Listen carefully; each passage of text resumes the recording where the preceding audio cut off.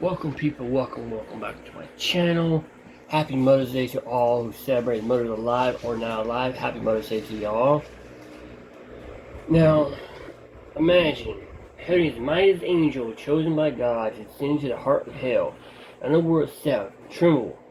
This is the untold story of the angel who carried divine authority into Lucifer's domain, not to destroy but to remind every fallen being who still reigns over creation. In this video, we'll break down breathtaking biblical stories and myths and legends of Harry Justin's rebellion of Lucifer and the moment God's power humiliated the ruler of darkness in his own throne room. And follow it by another video called Samuel, Angel, the darkest angel God ever created. Followed by what did Lucifer do to the angels to follow him, so forth and so on. So let's go ahead and get the video. Just imagine you is an angel so powerful, so badass, it brought the devil himself to his knees. Let's get into the video, shall we? Terrifying, yet beautiful about authority. Because real authority doesn't need to shout, it doesn't need to argue. It simply is undeniable, unshakable, and unstoppable. Now imagine this: hell, a realm of fire, torment, and rebellion. Lucifer, the self-proclaimed king of that darkness, seated upon a throne forged from pride itself. And suddenly everything begins to tremble, not because of war, not because of rebellion, but because someone was coming, an angel, not to negotiate, not to destroy, but to humiliate the Prince of Darkness, right in his own kingdom. And this angel didn't come on his own. He came with the full authority of God, pulsing in every beat of his wings. Now let me ask you this. What kind of angel has the courage to step into hell itself? What kind of light can walk through eternal fire and not be consumed? And most of all, why would God send one of his own into that place? This isn't just a story about power. It's about purpose. It's about how far heaven will go to prove that darkness never wins. And by the end of this video, you'll see this isn't only about angels or demons. It's about you. Because whether you know it or not, the same authority that entered hell that day was meant to live inside of those who believe. But before we dive into the battle that made hell shake, welcome back to Bible Mysteries, where we uncover the hidden stories behind the verses most people overlook. If you love deep biblical revelations and spiritual stories that'll make you think differently, then make sure you like this video, subscribe, and click the bell icon so you don't miss the next mystery we uncover. Now, let's go deeper. Turns out you should live long after Lucifer's fall, after his rebellion, after the chains, after the roaring pride that turned the brightest angel into the darkest enemy. Hell was his domain now, or at least he believed it was. He had gathered his legions, his thrones of fire, his armies of the fallen. And in that world of flame and ash, the sound of worship had long been silenced. Until one moment, a sound echoed through the void, not of pain, but of authority. It wasn't thunder, and it wasn't screaming. It was a frequency that hell had not heard since the day it was formed, the sound of heaven's command. And from the highest heavens, God's voice thundered through realms unseen. He called the name of one of his mightiest, an angel so radiant that creation itself bowed when he passed. Some say it was Michael, the warrior prince. Others say it was a being far more mysterious, an angel who walked between both mercy and judgment. But whoever he was, when God spoke, he listened. "Go," said the voice that made stars. "Go into the place of rebellion and remind the liar who still reigns." And just like that, the heavens opened. Every star dimmed for a moment. Every angel turned their gaze downward, because what was about to happen had never happened before. A being of divine light descending into the darkest realm in existence. Can you imagine it?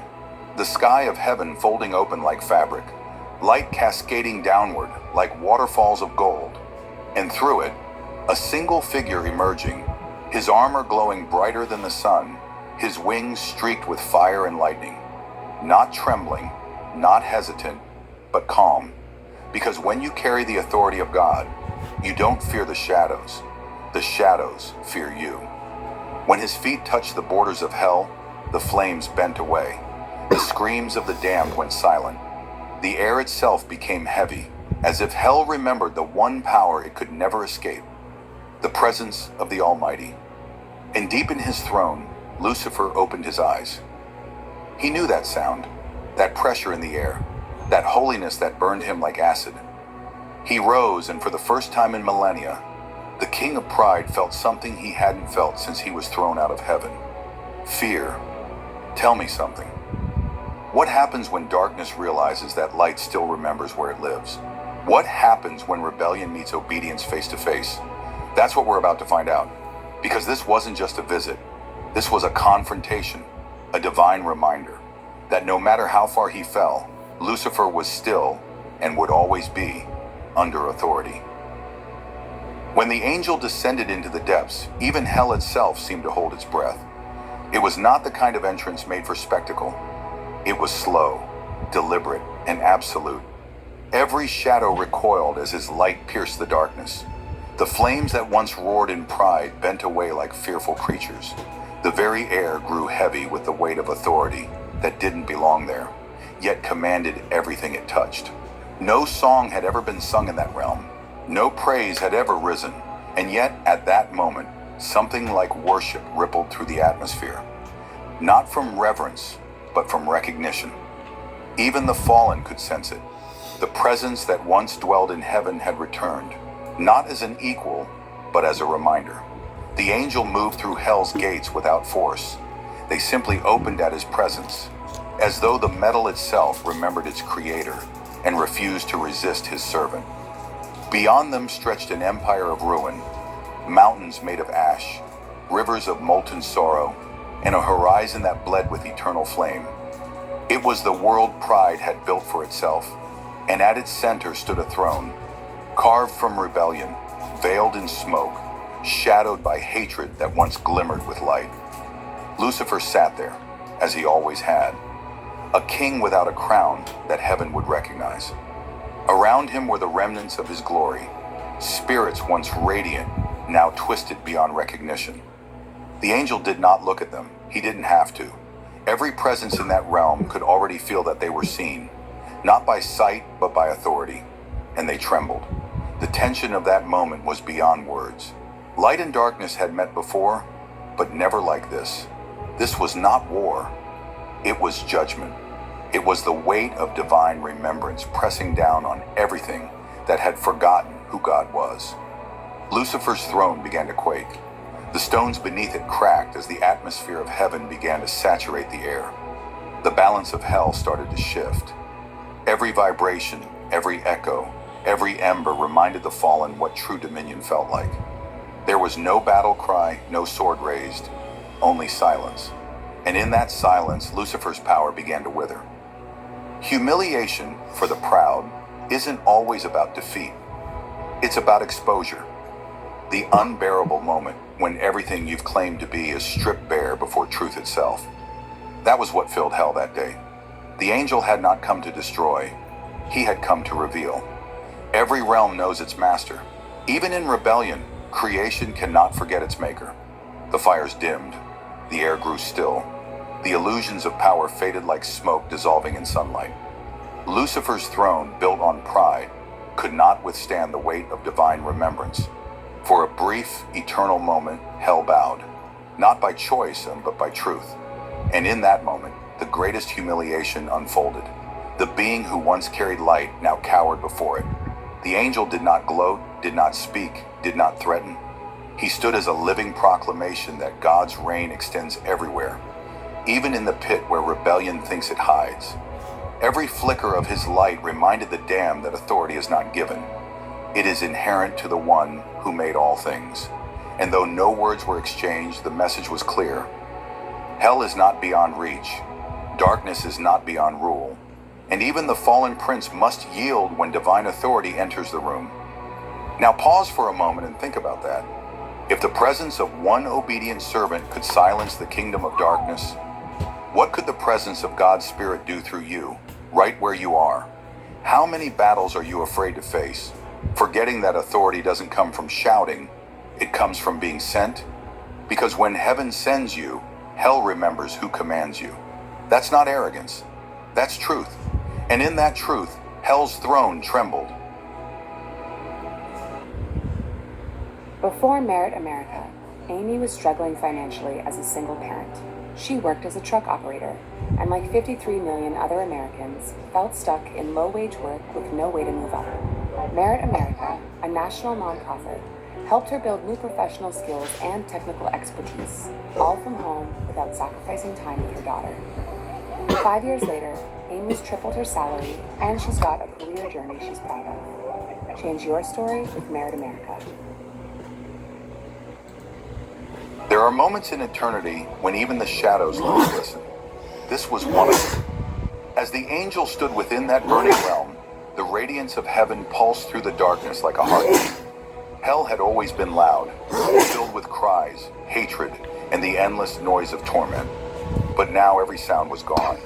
The silence was not peace, it was power. Every fallen spirit that once boasted of rebellion suddenly felt small, fragile, and temporary. It was as if the whole realm had realized God had never left. The angel's presence wasn't a display of rage or dominance. It was simply divine order returning to where chaos thought it ruled. The authority of heaven does not scream, it simply stands.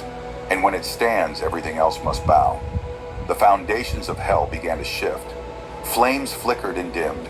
Chains that had been forged in darkness began to hum, not in resistance, but in recognition. Creation itself was remembering its maker, even in the place that tried to deny him. Lucifer's throne, once so proud and immovable, began to crumble from the bottom up. It wasn't shattered by violence, it was undone by truth. For pride cannot stand in the same space as obedience. And obedience was what the angel carried, the pure, radiant reflection of heaven's will. That's the part that most people miss. Authority doesn't come from position, it comes from submission.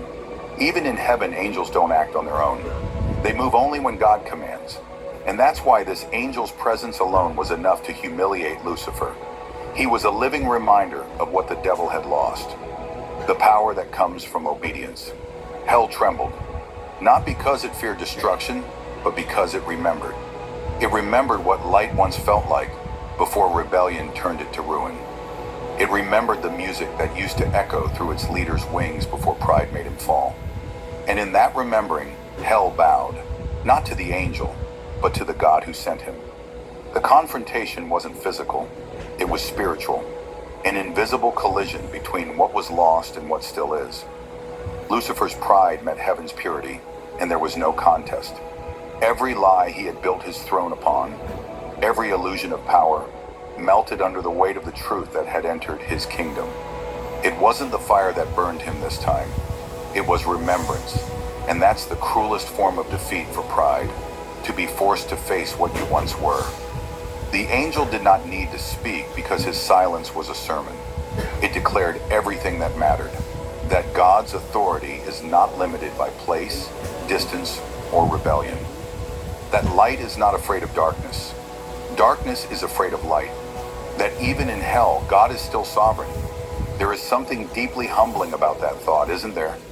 That even in our lowest places, the presence of God can still find us, not to condemn us, but to remind us of who he is. And in that moment, all of hell realized something it had long tried to forget. Lucifer might rule over rebellion, but rebellion itself is still ruled by God. The throne collapsed completely then. The symbol of defiance turned to ash at the feet of obedience. The angel didn't stay to watch. He didn't linger for victory. His mission wasn't to destroy, but to remind. And once the reminder was delivered, his work was done. As he turned to leave, his light began to lift, slowly, gracefully, rising through the darkness like dawn over an endless night. The fires tried to follow him, reaching upward as though yearning for redemption they could never have. And for a fleeting moment, even hell glowed, not from torment, but from the reflection of heaven's glory. That is the weight of divine authority. It doesn't need to conquer, it simply reveals. And once light is revealed, Darkness has no choice but to yield. Before he vanished beyond that realm, the angel's presence left behind something invisible, a reminder, etched deep into the fabric of hell itself, that no matter how long it burns, no matter how deep it hides, it still belongs to the one who created it.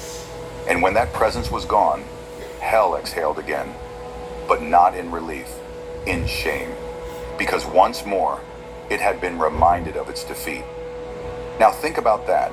If one moment of divine presence could silence the kingdom of darkness, what would happen if we carried even a fraction of that authority into our daily battles?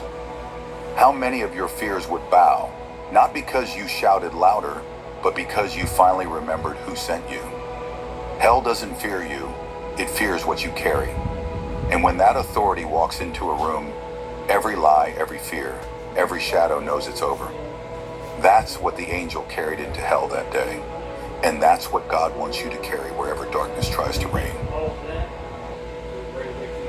Well, now college is over, and here comes your student loan debt. Is private student loan debt wrecking your life? You need to talk to Y-Refi. Don't let private student loan debt ruin your life. Call Y-Refi today.